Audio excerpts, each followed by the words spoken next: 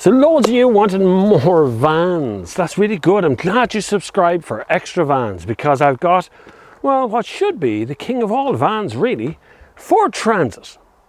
You see, Ford and, well, of course, the Transit actually started a sort of van revolution. Things decided these small vans were suddenly desirable things. They were useful. They were used in bank robberies. They were used in all kinds of ways. Used for moving everything everywhere. But this part here was the part that everybody worried about. The part in the front wasn't really all that comfortable. In old vans, you were just like against the steering wheel. The seat was upright. They were horrible things to drive. But then this started to change that. Now we have practical interiors and practical rears. Now it's a van, of course, so we're going to start in the back and work our way forward to how she drives. Subscribe for more.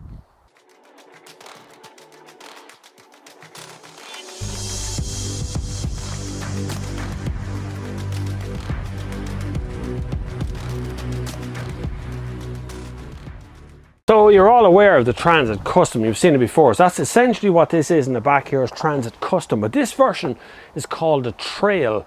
So this gets some different stuff underneath. You have different engines as well. So there's a lot going on. But these doors do open full width, so you can get a Euro pallet in here, no problem between the axles.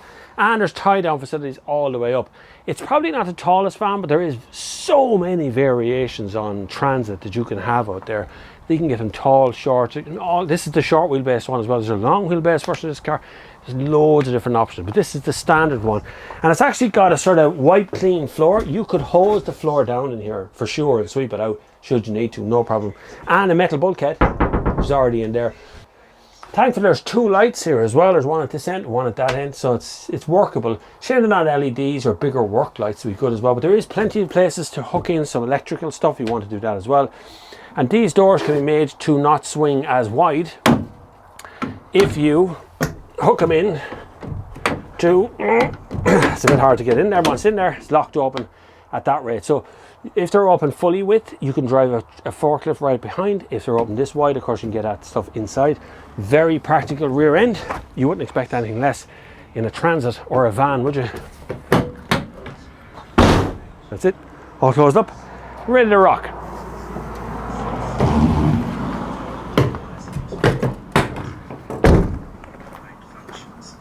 So side door access is done in the traditional way. You literally just pull, slide, and then it pops open like that. It does have a lockout function, so it's not going to return back on you. That's a no step feature on this. You have to do this to make it slide back close on you again, okay? It is quite a heavy door. I'll take that for it.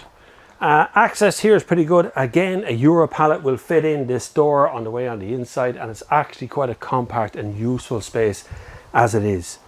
Now we've dealt with this cavity space, which is really good. Let's have a look at the driving of the car and what features do you get on the inside. Subscribe for more. Now, first of all, a change of camera. Because of the nature of the kind of wipe clean floors and surfaces in here, my normal camera setup wouldn't work, so I've put in a GoPro for the audio and things, and another camera over here as well.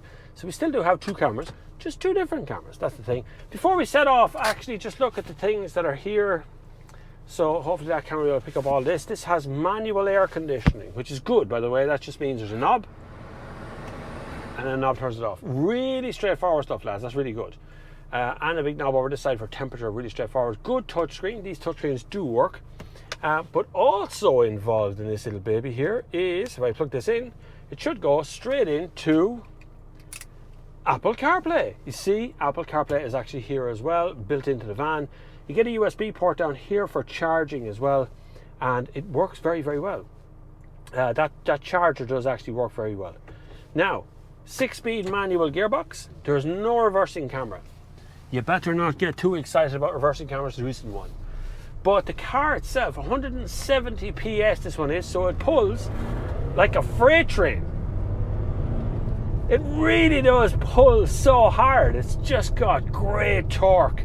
Really, really awesome torque. I enjoy that part. It was one of the first things I actually noticed about the van when I started driving it first, just how much torque there is involved in a big diesel, you know. Now, it's empty. I get it. I understand. The purists among you will be saying, well, it's only empty. You should put like 2 pallets in it full of 3/4 of a ton of stuff and it won't be as nice and responsive. And you're right. It won't be. But it's good when it starts off with enough torque to be able to pull you out of bed in the morning, you know. Also, really comfortable interior. It's very nice. Obviously, when they're empty, all vans are a bit bouncy on the back, so you do get that boing boing feeling the whole time. So you do get 2 drive modes in this vehicle as well. There is an eco and a standard drive mode. There is other trails out there that are 4-wheel drive that allow you to be able to enter into 4-wheel drive mode.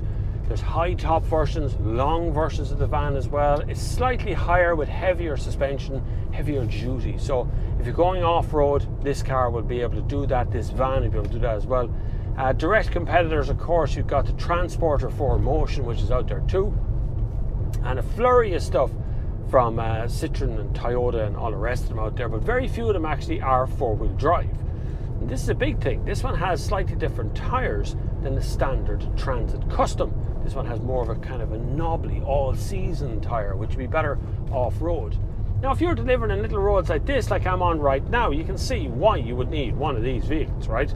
It's small, it's light, it flies in around the place, it pulls straight up this hill in 4th gear. No problem to it. The torque is very high.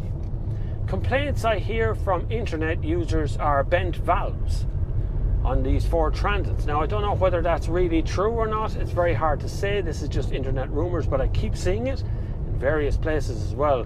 So maybe the engines in these aren't quite as reliable as they're made out to be. But you know what? There's a lot of Transits on the road, and it's pretty hard to argue the fact of how many of them there are out there working away every single day. Now, in this Transit, kit-wise, I actually have active cruise control in this. It's brilliant, lads. Look, if you're going to spend your time on a motorway, active cruise control is the way to go. I'm serious about that too. You can just sit there, you don't speed, you just put on your cruise control, sit there, put your podcast on, which I have the history of rock running right now, which is from Infinite Monkey Cage. Stick on your podcast and settle back for the long spin in the car, and you'll get there eventually. You never speed, it never gets tired, it never gets bored, it just sits there doing its job the whole time. But if you're out here in the back roads most of the time, maybe you don't need that, maybe you want a more standard car.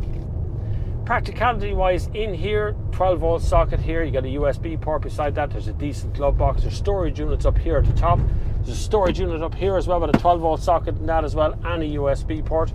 I got a cup holder over here, I got a bottle holder in the door, there's a bottle holder in front of me, there's another bottle holder here, which is some sort of weird cup holder that I can't quite work out, but it's a bottle holder and it seems to be difficult to open and close.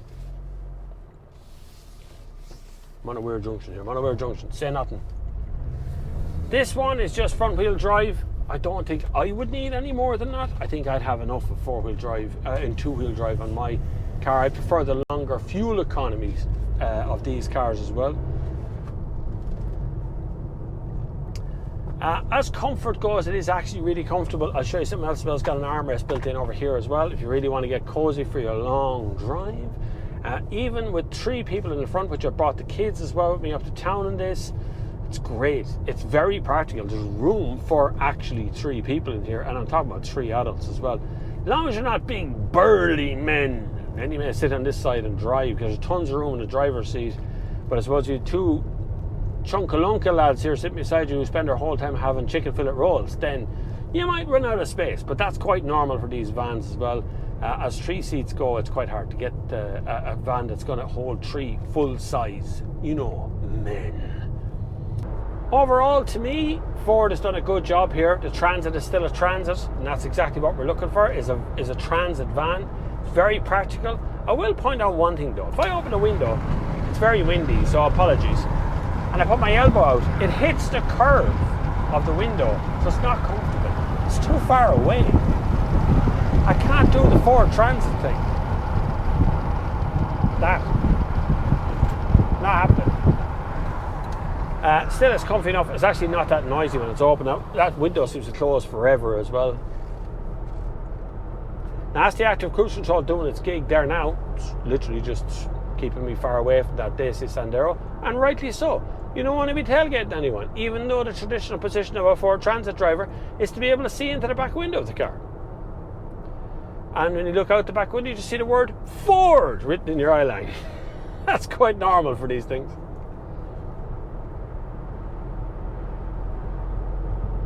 So as a practical load lugger van, actual van for driving in every day, going to work, lifting and carrying and dragging and pulling and putting tons of stuff in the back of it, been able to lift stuff. I could overtake him. He's overtaken me, but I could definitely overtake him.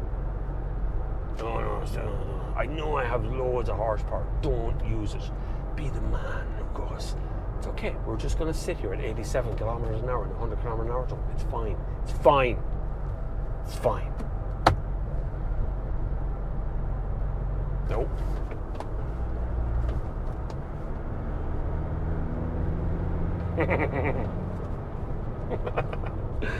No, I don't want to overtake. It's okay. It's fine. It's fine. It's fine.